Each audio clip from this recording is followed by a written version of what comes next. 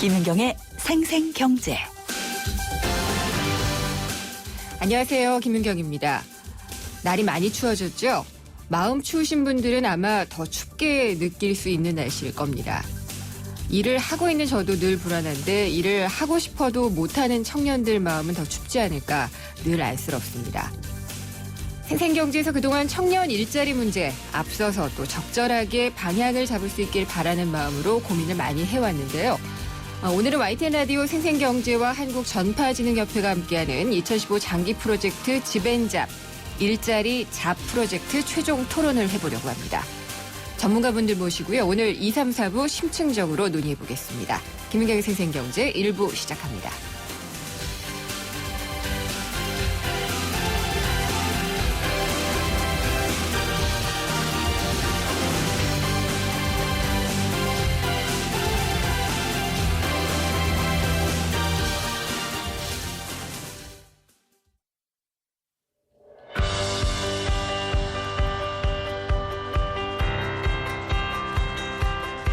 경제 전문 방송 김윤경의 생생경제에 내 의견을 전달하고 싶다면 짧은 문자 50원, 긴 문자 100원, 우물정 0945번, 샵 0945번으로 문자를 보내주시면 되고요. YTN 라디오 앱 예스를 통해 비용이 들지 않는 메시지도 보내실 수 있습니다. 또 웹사이트나 페이스북에서 김윤경의 생생경제를 검색하셔서 소중한 의견 남겨주시면 됩니다. 여러분의 소중한 의견 참고하겠습니다. 언제 어디서든 꼭 필요한 정보를 주는 김윤경의 생생경제. 듣고 싶어라.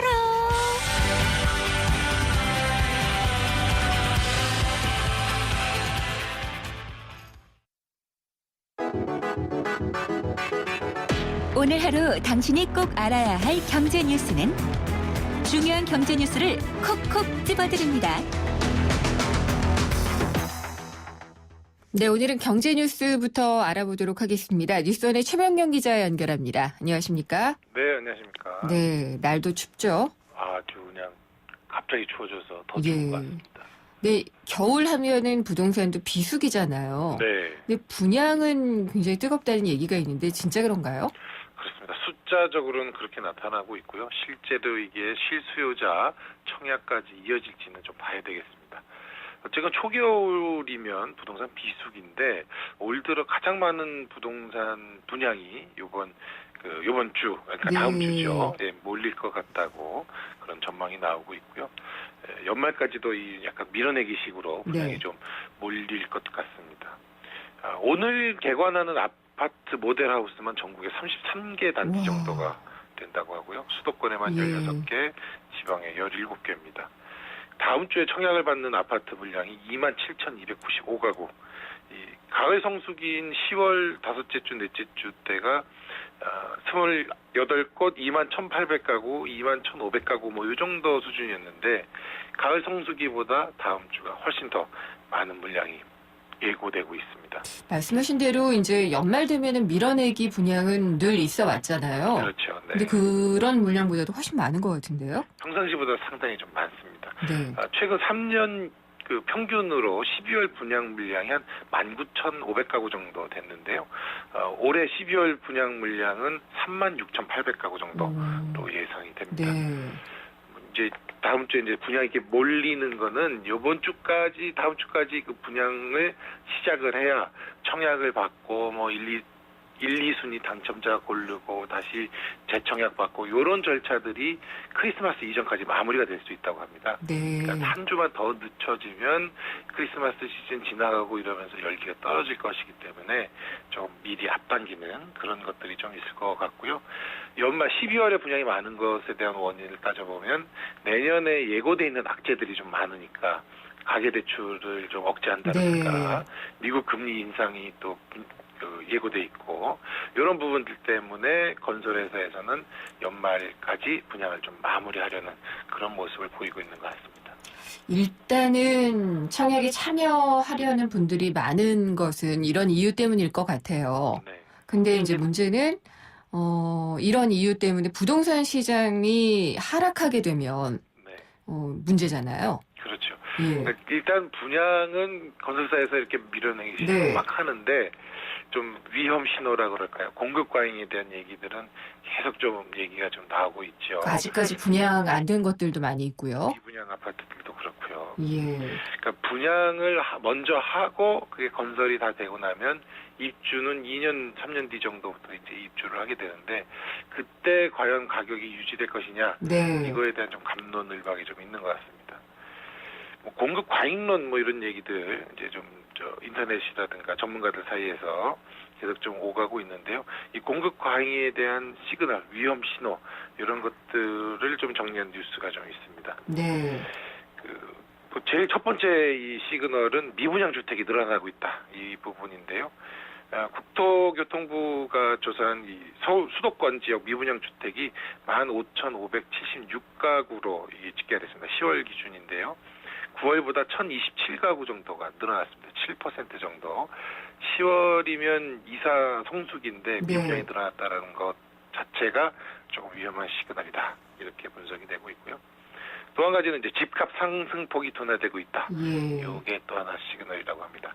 한국감정원이 그 주간 아파트 상승폭을 이렇게 비교를 하는데 23일 기준으로 수도권 증가폭이 0.1%, 전국은 0.08%를 보였습니다.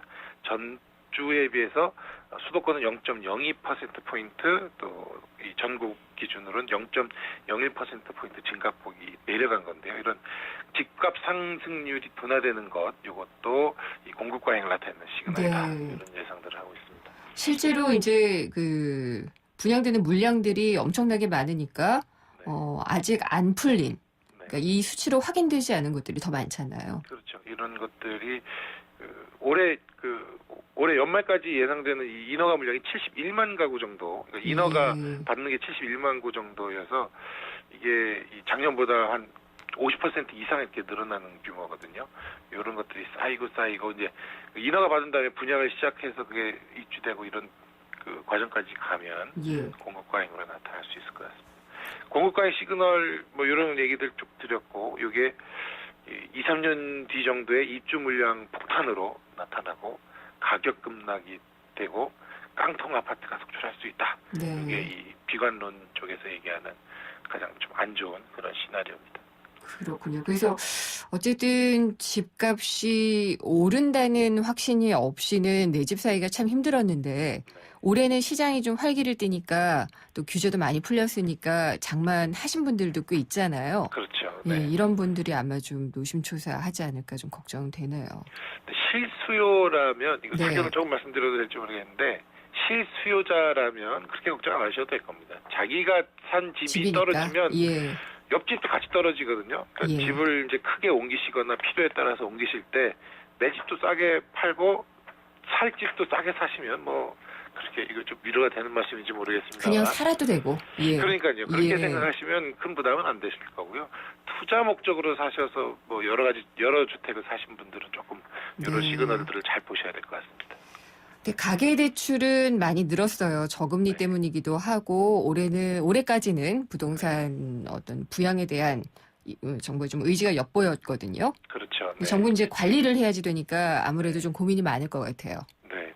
요 이제 부동산 얘기 계속 말씀을 드렸는데 그거와 연관해서 이 가계 대출을 두고 이 금융위 쪽, 금융당국 쪽에서는 이제 가계 대출, 가계 부채를 좀 관리해야 한다. 이런 얘기들 계속 얘기를 해왔거든요. 네. 그래서 사실은 24일을 기준으로 해서 가계 부채 종합관리 대책 가이드라인을 좀 내놓을 예정이었습니다.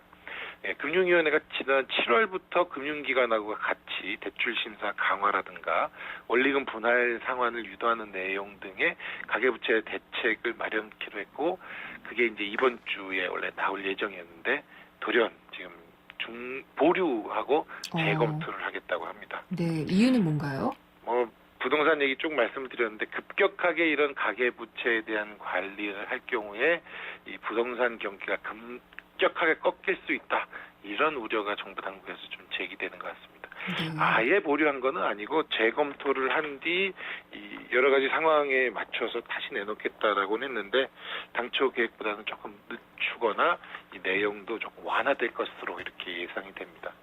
그러니까 여러 가지가 다 맞물려 있는 것이기 때문에 쉽지 않은 것 같기는 해요. 그렇습니다. 지금 예. 뭐 예고됐던 이 가이드라인에서는 이 스트레스 금리라는 것을 적용하는 그 DTI, 그 네. 총부채 상환 비율, 여기에 스트레스 금리를 적용하는 방안이 이제 유력하게 검토가 됐는데요. 뭐 예를 들어서 한 4% 정도의 주택담보대출을 받는다 그러면 스트레스 금리 이런 거 이제 시장 상황이라든가 네. 이런 거에서 충격이 있을 적에 올라갈 수 있는 네, 금리 이런 걸 한 2% 정도를 이제 더 감안을 합니다. 그럼 아. 6% 금리가 되죠. 요 6% 금리로 원리금 상환을 했을 적에 이 원리금 상환하는 그 부담액이 소득액의 80%가 넘느냐 안 넘느냐. 그러니까 실제로 받는 금리보다 더 좀 가혹한 조건으로 네. 이 금리를 계산을 했을 적에 이 소득으로 감당이 되는지 이런 것들을 기준으로 넣겠다 이런 겁니다. 그러니까 대출 규모 자체를 좀 줄이는 거죠. 네. 그런 것들이 좀 검토가 됐었는데 재검토를 한다고 하니까 이런 내용들이 어떻게 바뀔지 좀 시간을 갖고 좀 봐야 되겠습니다. 네. 시내 면세점 새로 이제 허가를 받고 그랬잖아요. 새로 네. 들어온 데 있고 이제 빠진 데가 있는데 빠진 쪽들인 것 같아요. 눈물의 폭탄 세일이 시작됐다고 하네요. 그렇습니다. 연말에 혹시 해외여행 연초까지 해외여행 가신다 그러면 이 뉴스 잘 들으셨다가 가보시는 것도 좋을 것 같습니다. SK네트워크스 워커힐 호텔하고 롯데면세점 잠실 월드타워점이 그 서울시내 면세점 라이센스 연장에서 탈락을 했지 않습니까? 네.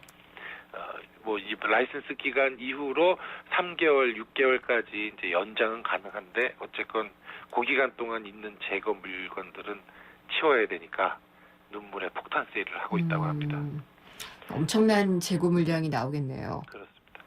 뭐 원래는 이번 달부터 또 12월 초부터 겨울 정기 세일을 하는 시즌이긴 한데요. 할인폭이 예전보다 좀 많이 큰 것 같습니다. SK 워커힐 면세점이 재고 물량이 약 700억 원가량 정도 있었다고 하는데 이 물건들에 대해서 최고 70%, 80%까지 이렇게 할인 행사를 하고 있다고 하고요. 이 워커힐 면세점은 지난 11월 16일이 이 특허 만료일이었고 네. 지금 3개월 유예 기간을 받아서 2월 중순까지 영업을 할 예정입니다. 다시 3개월을 연장을 받을 수는 있긴 하지만 그 면세점에 입점해 있는 그 업체들이 네. 물건을 더 줄 가능성이 좀 낮기 때문에 연장보다는 재고 정리 쪽이 좀 가닥이 잡힐 것 같고요.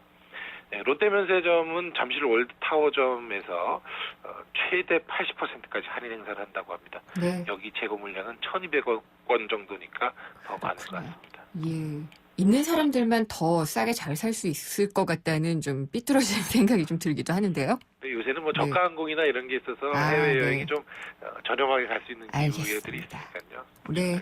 말씀 잘 들었습니다. 감사합니다. 고맙습니다. 뉴스원의 최명용 기자였습니다. 발빠르게 전하는 증시 마감 시황. 따끈따끈한 오늘의 증시 소식과 함께 심층 분석 시작합니다. 오늘의 증시 분석. 네, 오늘 증시 분석해 보겠습니다. 유한타증권 선능력 지점의 박진희 부장입니다. 안녕하십니까? 네, 안녕하세요. 네, 오늘 뉴욕도 쉬고 그래서 이제 좀 업무 접으려고 하셨던 거 아니에요? 네, 우리 시장은 어떻게 끝났나요?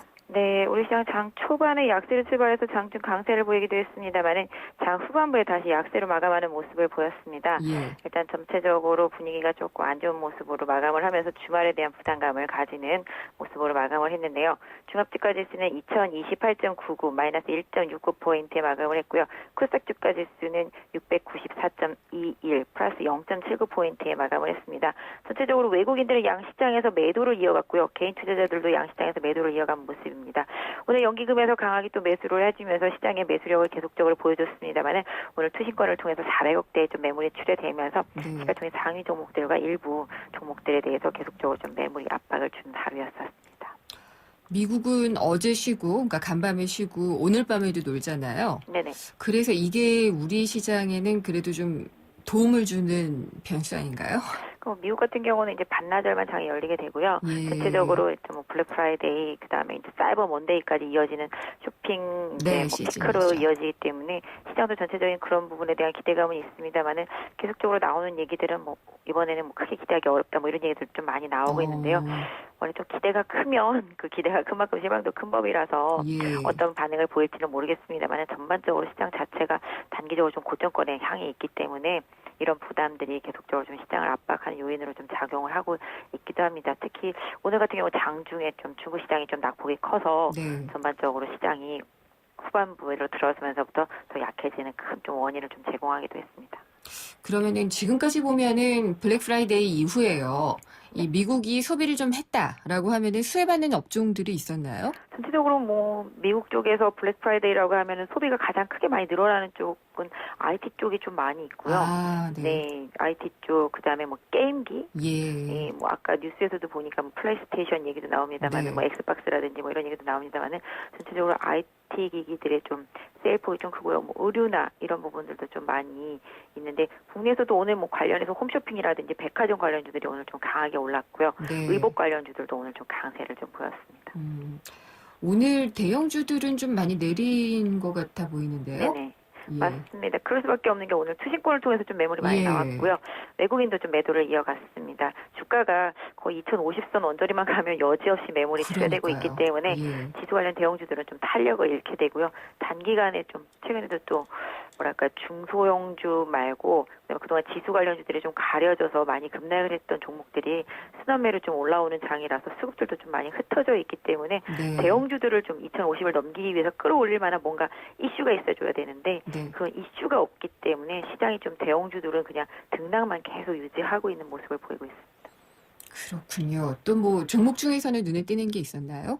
오늘 시장 전반적으로 놓고 본다라면은 크게 뭐 특징을 지을 만한 종목이 사실은 없는데요. 잘 안 오늘 보이는데, 그렇다라면 하이닉스가 뭐 장 초반에 좀 강해 가다가 다시 또 급락을 빠졌죠. 하면서 예. 하이닉스와 좀 연동되어 있는 반도체 관련주들이 같이 또 우수수 내려앉는 그런 모습이 나타났고요. 네. LG 디스플레이가 뭐 추가적으로 뭐 투자를 한다라는 이슈 때문에 또 관련주들이 아침에 또 반짝하기도 했습니다만 다시 또 하락세를 보이면서 일단 그쪽 섹터들도 단기 반등이 이제 좀 어느 정도 좀 마무리되면서 숨고르기에 들어가는 양상들이 좀 나타났고요. 전체적으로 그동안 급락을 했었던 좀 게임즈 섹터주들이 오늘 좀 반등을 보이면서 아까 말씀드렸던 대로 순환매가 계속적으로 낙폭과대주를 중심으로 해서 돌고 있다라는 점이 지금 시장의 특징이지 않을까 싶네요. 네, 그게 뭐 12월까지 가겠죠? 일단 지금 연말까지는 계속적으로 좀 종목별 등락이 이어질 것 같은데요. 아까도 말씀드렸던 대로 12월 중순에 있는 뭐 미국의 금리 인상 이런 부분들이 명확하게 확실하게 좀 클리어해져야지만 네. 대형주들도 어느 쪽으로든지 간에 방향을 좀 강하게 잡지 않을까라고 보여집니다. 알겠습니다. 잘 들었습니다. 감사합니다. 네, 감사합니다. 유한타증권 선능력 지점의 박진희 부장이었습니다.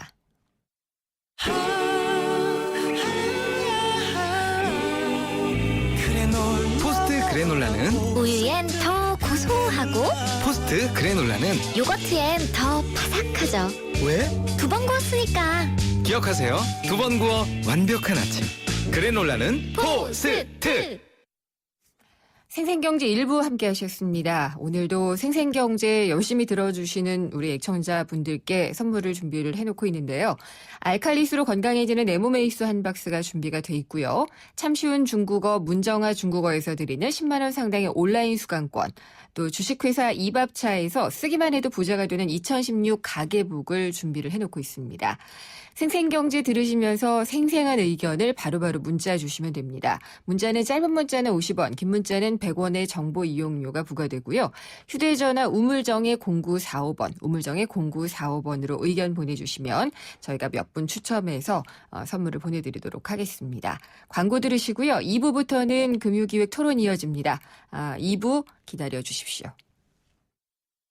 YTN 라디오 캠페인 물 없는 한라산, 물 없는 제주 바다를 상상할 수 있나요? 제주의 아름다운 자연과 풍경은 깨끗하고 건강한 물이 있기에 가능합니다. 제주를 아름답게 만들어주는 건강한 물은 우리의 몸과 마음도 아름답게 만들어줍니다. 건강한 몸과 마음을 지키는 일, 아름다운 물을 사랑하고 지키는 일에서부터 시작됩니다. YTN 라디오 아름다운 물 캠페인은 제주특별자치도 개발공사와 함께합니다. 우리 경제의 민낯을 한꺼풀 벗겨보는 경제 뉴스. 경제를 위한 새로운 시각. 김윤경의 생생경제. 네, 김은경의 생생경제 2부 시작하겠습니다. 매주 금요일 2부는 퀴즈로 시작을 하고 있죠. 저희 생생경제에서 2015 장기 프로젝트를 진행해 온 것을 아마 계속 들어오신 분들은 아실 겁니다. 예고를 해드리는 것처럼 오늘은 프로젝트의 마지막을 장식하는 토론이 되는데요. 상반기에는 우리가 사는 집, 주거에 대한 여러 가지 문제를 다뤘습니다. 그리고 하반기에는 일자리 문제, 영어로는 잡이라고 하죠. 집앤잡 프로젝트를 저희가 진행을 해왔습니다. 그래서 일에 대한 이야기를 오늘 총정리를 좀 해보려고 하는데 저희 퀴즈를 이게 쉽게 낸 걸까요? YTN 라디오 생생경제와 한국전파진흥협회가 함께한 2015 장기 프로젝트의 이름은 무엇일까요가 오늘의 문제였습니다. 보기 드리겠습니다. 1번 집앤잡, 2번 You and Me, 3번 히든런입니다. 뭐 좀 안 들리고 이런 건 다 버리시면 되고요. 제가 많이 반복했던 걸 골라주시면 됩니다. 보기 드리면은 1번 집앤잡, 2번 You and Me, 3번 히든런입니다. 야구 용어 골라주시지 마시고요. 정답 아시는 분은 문자 주시면 됩니다. 짧은 문자 50원, 긴 문자 100원이 부과되고요. 휴대전화 우물정의 0945번으로 보내주시면 됩니다. 보기를 다시 한번 안 드려도 될 것 같은데 드리겠습니다. 1번 집앤잡, 2번 You and Me, 3번 히든런입니다. 샵의 0945, 우물정의 0945번으로 정답 보내주십시오.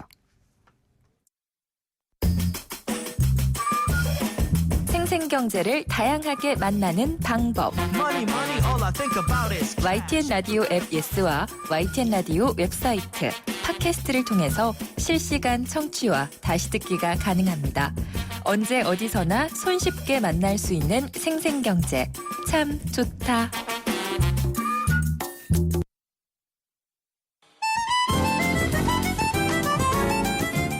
(2015년) 삶의 질 높이기 프로젝트를 위해 전문가가 나선다. 자문단을 생각하는 최적의 일자리 정책은 특별기획.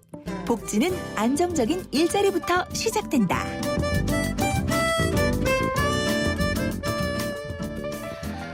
예, YTN 라디오 생생경제와 한국전파진흥협회가 함께하고 있는 2015 장기 프로젝트 집앤잡. 하반기에는 두 번째 프로젝트로 최고의 경제정책은 일자리다를 진행해 왔습니다. 그동안 고민을 정말 많이 해왔는데요. 저희 일자리 문제의 심각성과 해법에 대해서 최고의 전문가분들 모시고 정리를 해보려고 합니다. 오늘은 특별하게 세 분을 모셨는데요. 일자리와 관련해서 살아있는 데이터를 전해주실 빅데이터 전문가, 저희 빅데이터 코너를 해주고 계시죠. 다음 소프트 최재원 이사님 나오셨습니다. 안녕하십니까? 네, 안녕하세요. 네, 어제 이어서 두 번째네요. 연일. 네. 예. 그리고 경제사회발전 노사정위원회 공익위원이시죠. 김태기 단국대 경제학과 교수님 나오셨습니다. 안녕하십니까? 예, 안녕하세요. 네, 반갑습니다. 그리고 집앤잡 프로젝트 자문위원 맡아주셨습니다. 이병훈 중앙대 사회학과 교수님 나오셨습니다. 안녕하십니까? 네, 안녕하십니까? 예, 세 분도 인사 나누시죠. 네, 안녕하세요. 네, 스튜디오가 꽉 찼는데요. 예, 좀 이렇게 일자리도 좀 많아서 참 좋을 텐데라는 생각이 들고요. 정말 우리 사회 가장 큰 이슈가 청년 실업, 청년 고용이 아니었나라는 생각이 드는데, 일단 제가 김태기 교수님하고 이병훈 교수님께 간략한 이야기를 먼저 좀 들어볼까요? 김태기 교수님 먼저 예. 이 청년 고용, 청년 실업에 대한 부분 올해 어떻게 느끼셨는지. 글쎄요, 청년 고용 문제는 사실 우리나라 경제의 적색 경보거든요. 그렇죠. 예, 굉장히 예. 경제의 어떤 기반이 안 좋다는 그런데, 사실은 청년 고용 문제는 자꾸 청년 문제로 자꾸 생각하는 것 같은데, 네. 그게 아니죠. 청년 계층만의 문제가 아니고, 네. 이 문제는 근본적으로 우리 중장년층부터 그리고 우리나라 기업가, 노동조합 전체의 문제가 다 청년 문제에 녹아 있습니다. 뭐 이를테면은 임금 피크제라든지 정년 뭐 이런 것들을 말씀하시는 다 그런 건가요? 문제죠. 예. 근데 사실은 이 청년 문제를 자꾸 청년의 문제로 자꾸 좁히니까 네. 조금 아니하다는 생각을 가지고 있습니다. 알겠습니다. 그러면은 이병훈 교수님. 예, 평을, 정부도 청년 실업, 청년 취업난의 문제가 매우 심각하니까 고용 절벽이라는 표현을 네. 쓰면서 네. 청년들이 처한 상황을 알리고 그것에 대한 이제 해법을 찾는 계획을 한다라고 지금 하고 있는데요.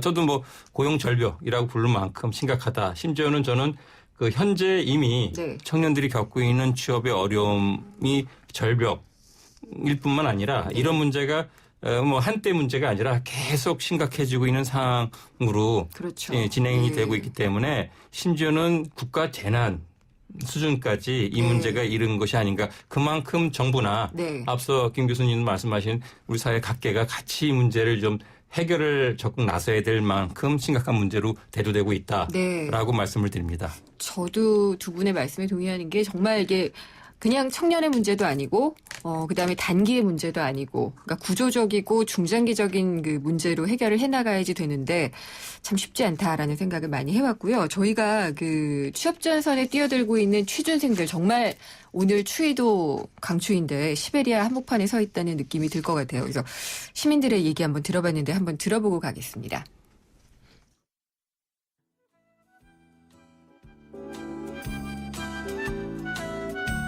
되게 학벌 괜찮고 학점 좋고 자격증 있는 친구들도 지금 다 일자리가 없어서 집에서 굉장히 많이 놀고 있어요. 그러다 보니까 요즘에 취업 자리가 없구나라는 생각도 들고 취업하기가 하늘의 별 따기라는 말이 괜히 나온 게 아닌 것 같아요. 다들 자격증 공부하고 면접 보고 들어가서 인턴하고 직원 되기도 힘들고 떨어지고 그러니까 실감을 하긴 하죠. 경제도 안 좋고 저도 지금 다 접고 알바하는데 솔직히 말해서 경제 너무 안 좋아요 지금.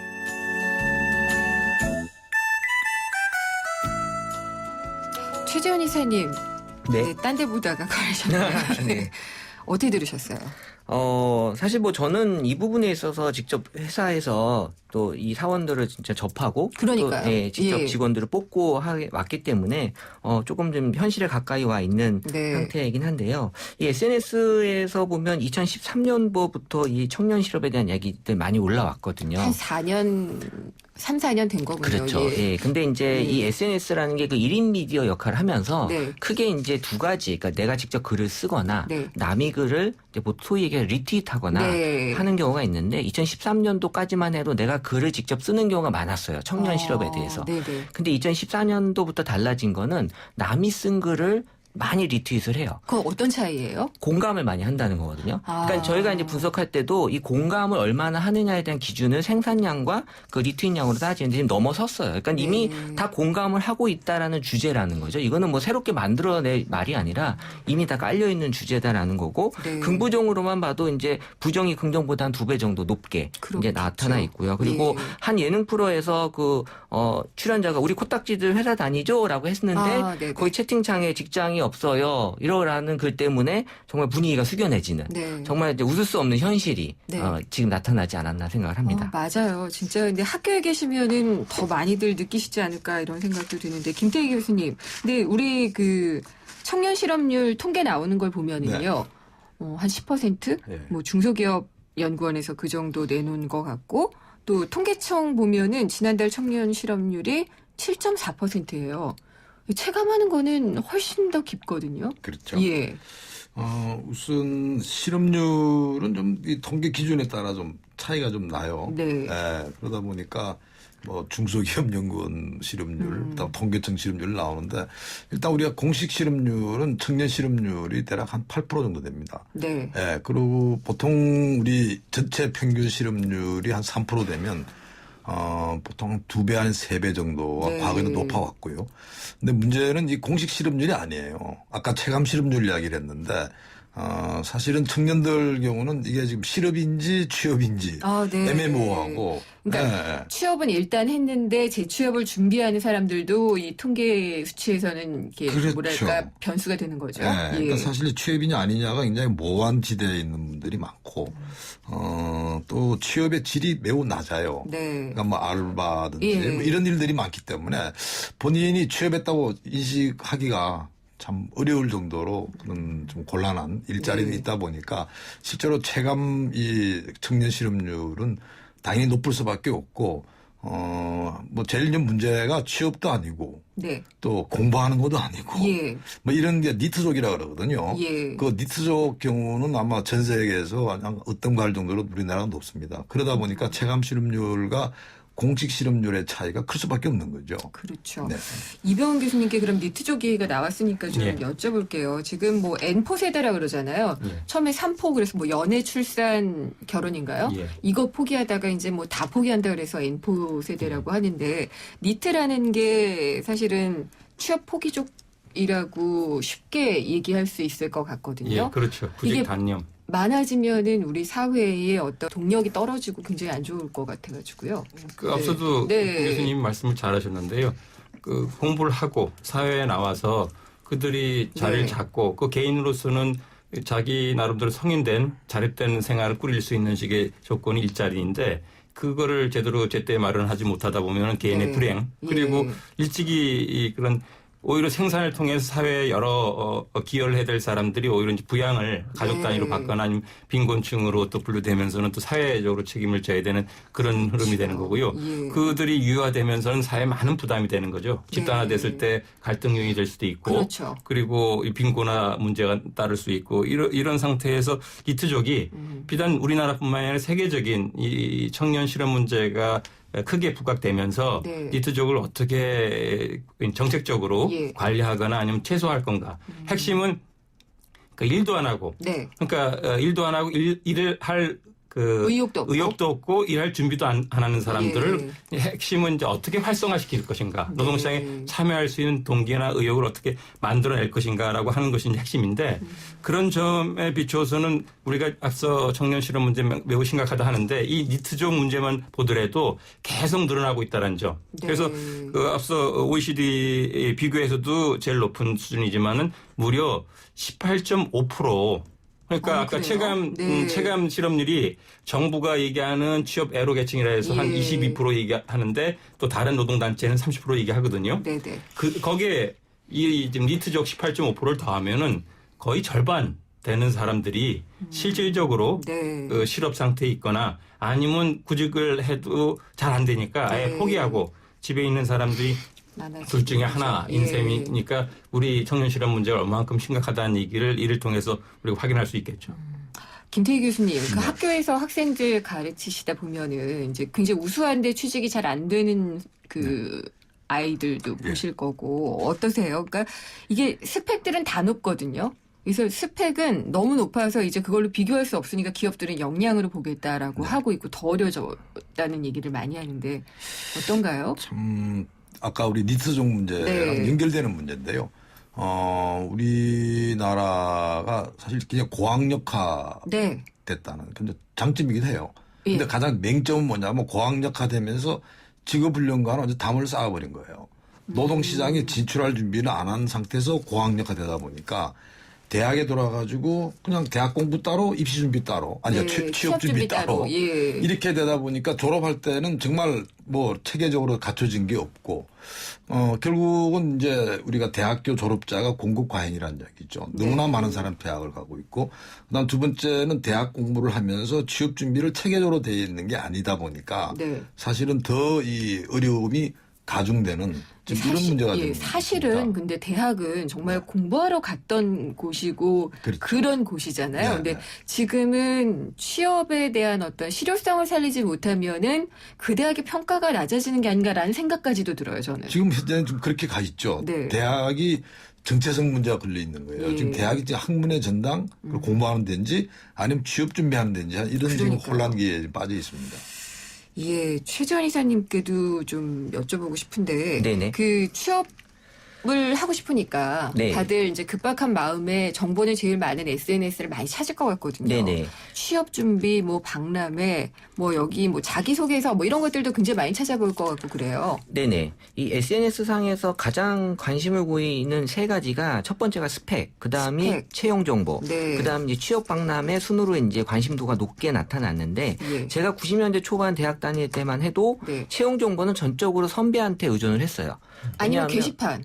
그렇죠. 예. 그리고 뭐 아니 전적으로 선배들이 이 회사 좋다 나쁘다 가지 마라 가라 다 그렇죠. 얘기해 줬거든요. 왜냐하면 예. 이제 직접 가셔서 얘기를 해 주시니까. 교수님들 다 고개 끄덕끄덕 하시네. 근데 지금은 선배들이 취업을 못해서 그 얘기를 해줄 선배가 없대요. 맞아요. 그래서 전적으로 이 채용 정보에 의존해야 되는데 그래서 이제 취업 포털 사이트가 지금 상당히 인기가 누리고 있는 건데 취업 포털 사이트에서 어느 정도까지 정보 제공을 하냐 하면 A라는 회사에서 나오는 면접 질문이 다 나와요. 그러니까 거기에 본인이 갔다 와서 이런 면접 질문이 나왔다라는 거 올리거든요. 예. 그러니까 재밌었던 거는 이런 질문을 받으면 다 떨어졌다라는 얘기가 나왔는데 너는 무슨 동물 같이 생겼니?라고 네? 본인이 이렇게 생각하니?라고 했을 때는 다 예. 떨어졌대요.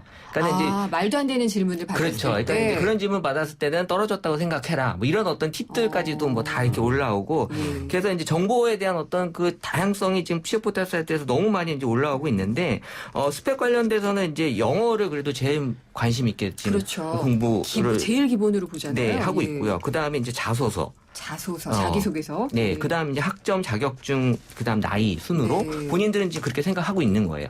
그래서 중요도를 그렇게 높게 보고 있는 거죠. 네. 안타깝네요, 진짜. 그러니까 이 취업을 하고서 그걸 얘기해줄 선배가 없다라는 대가 끊어진 거죠. 예, 대가 끊어졌다라는 그런 생각이 드는데 그러면 이 문제는 이제 전적으로 기업의 문제다 이렇게 얘기할 수는 없잖아요. 이병헌 교수님께 좀 여쭤볼게요. 그러니까 이게 시장이 줄어서 그런 건지. 뭐 아니면은 그 김태희 교수님도 우리가 계속 고학력화되고 있다라는 점을 한 면을 지적을 해주셨잖아요.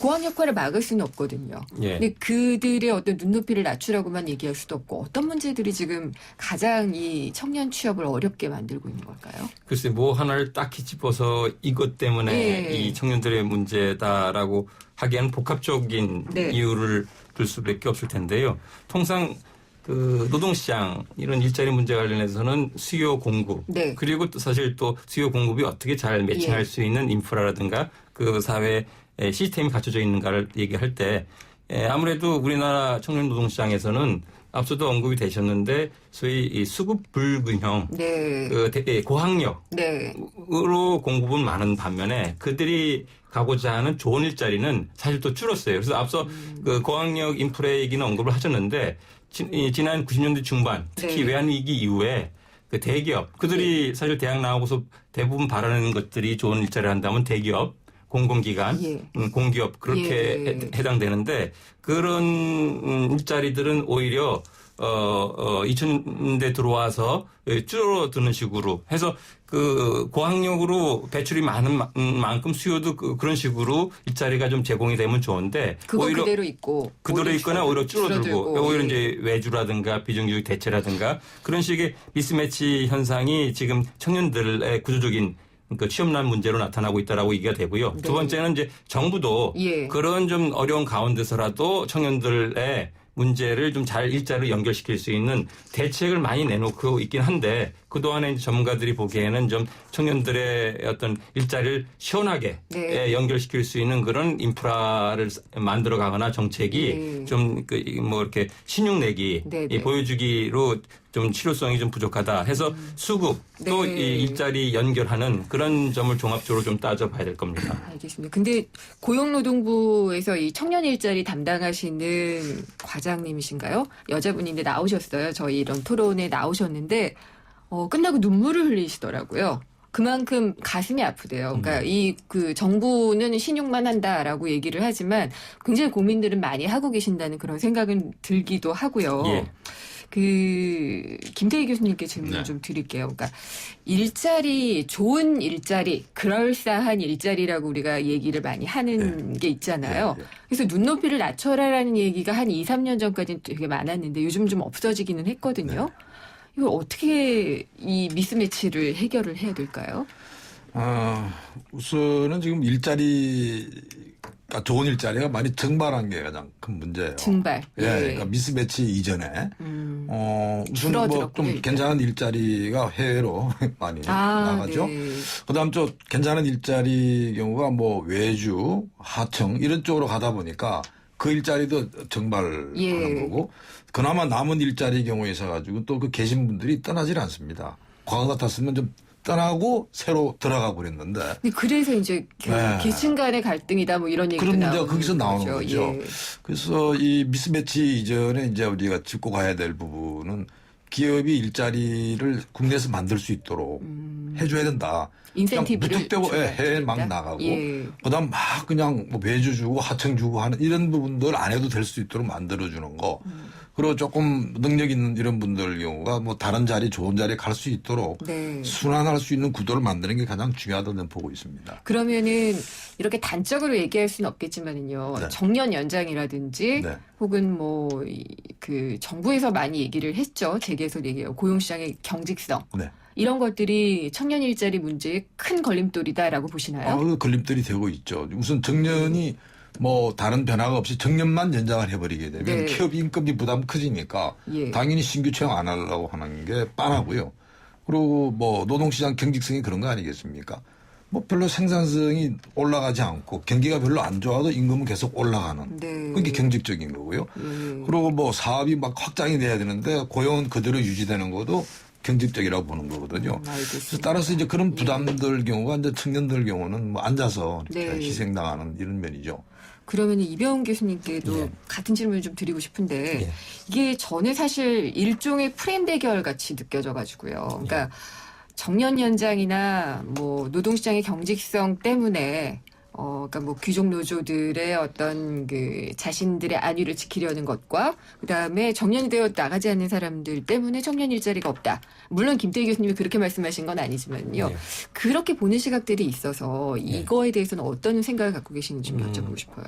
뭐 김태 교수님하고 다른 자리에서도 예. 이런 토론을 합니다만 저는 그 물론 정년 연장이 없던 제도가 도입되고 기존에 있는 사람들이 이 제도가 없었다 한다면 뭐 때돼서 퇴직을 하고 그 빈자리를 또 청년들이 들어올 수 있는 기회를 또 이런 제도를 통해서 자리를 지키다 보면 청년들한테 그만큼 기회가 적어진다든가 아니면 또 기업들 같은 경우 이 경직성 때문에 신규 일자리를 늘리고 싶어도 못한다는 또 항변이 전혀 뭐 일리가 없는 얘기는 아니라고 생각되는데요. 있죠. 예. 그렇다 해서 앞서 우리가 살펴본 대로 청년들의 일자리를 이제 체감 실질 실업률로 따지다 보면 그 숫자가 무려 이제 100만이나 내지는 150만 되는 사람들의 일자리를 해요. 30에서 35세까지. 네. 그렇다면 그 일부 이 정년 연장이라든가 경직성에 따라서 우리가 좀 그 놓칠 수 있는 부분의 문제이기도 하지만은 좀 더 큰 문제는 앞서 말씀드린 대로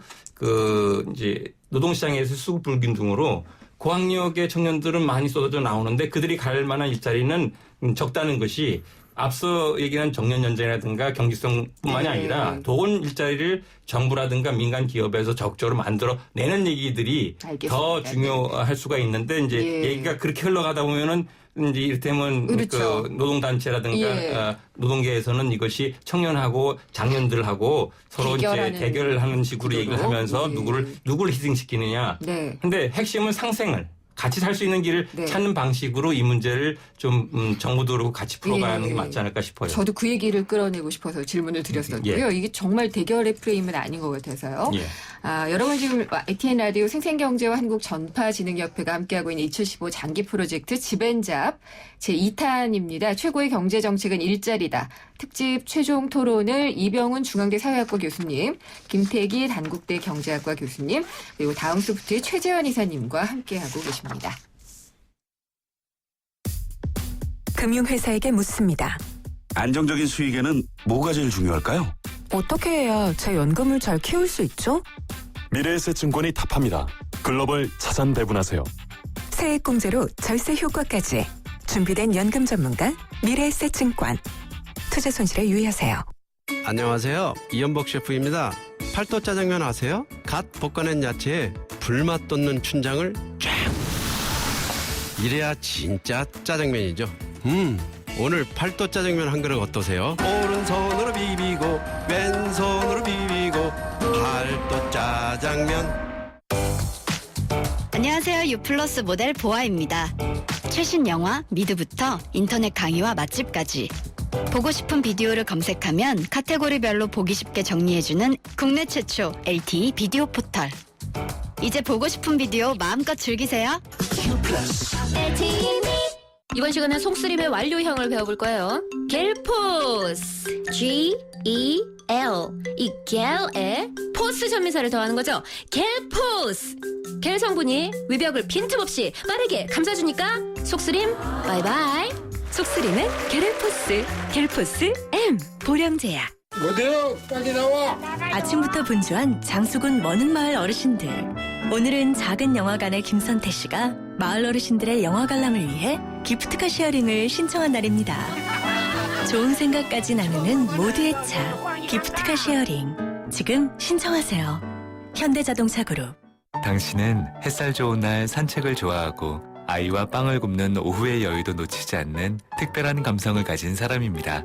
당신에게 맞는 아이파크로 올라오세요. 김포에 2개의 아이파크가 옵니다. 김포 한강 아이파크, 김포 사우 아이파크, 모델하우스 오픈 중 1600-5008 현대산업개발. 김은경의 생생경제 2부 포스코 그리고 마지막 한 줄 수출소 캔디 키스립과 함께 있습니다. 2015 장기 프로젝트 지벤작 제2타 최고의 경제 정책은 일자리다. 최종 토론은 생생경제 3부에서도 이어집니다. 4시 뉴스 들으시고요. 생생경제 3부에서 다시 찾아뵙겠습니다.